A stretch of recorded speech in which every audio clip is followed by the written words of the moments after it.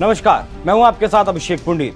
पिछले तकरीबन साल भर में भारत विरोधी या फिर कहें कि भारत के जो आतंकी थे वो जो पाकिस्तान में रह रहे थे या फिर वो कनाडा में रह रहे थे, तकरीबन 2 दर्जन से ज्यादा आतंकवादी मार गिराए गए। इसे लेकर अमेरिका के एक प्रतिष्ठित अखबार ने खबर छापी पाकिस्तान से के हवाले से कि इन सब हत्याओं के पीछे भारत का हाथ है। लेकिन भारत ने साफ तौर पर इस घटना से इनकार कर दिया। लेकिन पाकिस्तान इसी बात का रोना रो रहा है कि भारत की तरफ से उसके घर में घुसकर आतंकियों को मार दिया गया। लेकिन भारत की तरफ से इस बात को सिरे से नकार दिया गया, वो प्रधानमंत्री मोदी हो, रक्षा मंत्री हो या फिर विदेश मंत्री हो। लेकिन यहां 2 बयानों की चर्चा करना लाजमी हो जाता है।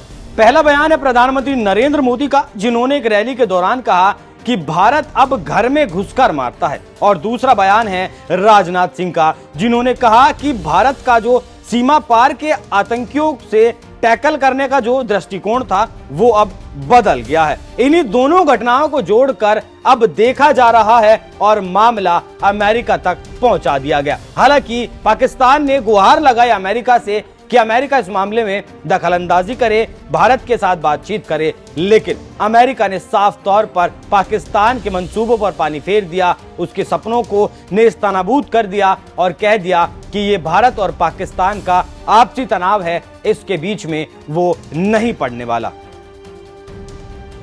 पहले मैं आपको राजनाथ सिंह ने जो ANI को इंटरव्यू दिया उसमें क्या कुछ कहा वो बताता हूं। राजनाथ सिंह ने कहा कि सीमा पार के आतंकवाद का मुकाबला करने के लिए भारत का दृष्टिकोण अब बदल गया है। अगर आतंकवादी भारत में शांति भंग करने या आतंकी गतिविधियों को अंजाम देने की कोशिश करते हैं तो करारा जवाब दिया जाएगा। और अगर ये आतंकवादी पाकिस्तान भाग गए तो भारत इन्हें पड़ोसी देश में घुसकर मारेगा।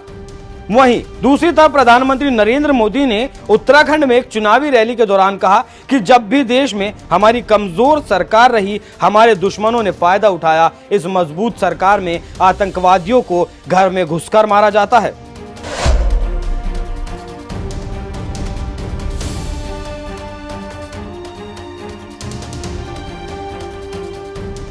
और ये बयान ऐसे ही नहीं दिए गए, घर में घुसकर मारा भी जा रहा है। भारत विरोधी जो आतंकवादी पाकिस्तान में पनाह लिए बैठे थे उनकी लगातार टारगेट किलिंग की जा रही है, लगातार उन पर गोलियां बरसाई जा रही हैं। लेकिन अब तक पुख्ता तौर पर इस बात को कोई नहीं बता पाया कि इन हत्याओं के पीछे आखिर कौन है। हालांकि रॉक और इसमें घसीटने की कोशिश कई बार की गई पाकिस्तान की तरफ से, कनाडा की तरफ से, लेकिन कोई सा भी देश इस बात का सबूत नहीं दे पाया कि इन घटनाओं के पीछे, इन हत्याओं के पीछे भारत का हाथ है। लेकिन अब जिस तरीके से देश के रक्षा मंत्री राजनाथ सिंह ने और प्रधानमंत्री नरेंद्र मोदी ने दोनों ने मिलते जुलते बयान दिए हैं, एक ने कहा है कि घर में घुसकर मारेंगे और दूसरे ने कहा है कि अब भारत का जो नजरिया है आतंकवाद को हैंडल करने का वो बदल चुका है। इससे कहीं ना कहीं पाकिस्तान की बौखलाहट बढ़ने वाली है, साथ ही कनाडा की भी बौखलाहट बढ़ने वाली है, क्योंकि हरदीप निज्जर की